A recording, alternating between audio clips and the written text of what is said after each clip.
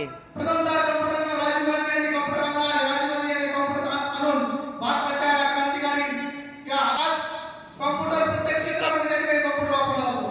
या ठिकाणी दवाखान्यामध्ये असेल, आपल्या सीएससी सेंटरवर असेल, बँकेमध्ये असेल, शाळेमध्ये असेल, सर्व ठिकाणी त्या ठिकाणी संगणकाचा वापर केला जातो. आणि संगणकाचा वापर नुसता इथपर्यंतच केला नाही, तर संगणकाचा वापर आता अत्याधुनिक आपल्या पूजाविधी यासाठी